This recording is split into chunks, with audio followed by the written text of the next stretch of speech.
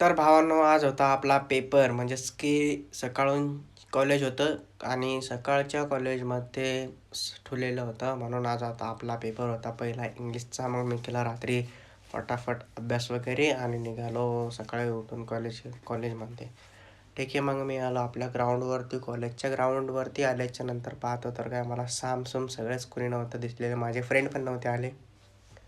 मग भावांनो, मी थोड्या वेळाच्या नंतर पाहतो तर काय माझे फ्रेंड होते, पण ते अपोजिट साईडला होते कॉलेजच्या. मग मी त्यांच्याकडे गेलो, त्यांना घेऊन आलो वरती. मग झाला आमचा पेपर स्टार्ट. मग पेपर वगैरे लिहिला भावांनो मी. मग आमचं सुटलं कॉलेज. पेपर आमचे जमा केले, पण आम्हाला बोलवलं होतं ग्राउंडवरती. मग भावांनो, मी जातो ग्राउंडवरती. ग्राउंडवरती आल्याच्या नंतर मी पाहतो तर काय मुलं जाऊ लागले घरी, पण आम्हाला जायचं नव्हतं भावांनो घरी. आम्हाला थोडं तिथं थांबायचं होतं, थोडं आम्हाला टाईमपास वगैरे करायचा होता आमच्या कॉलेजमध्ये. मग मी तिथं थांबलो थोडा वेळ.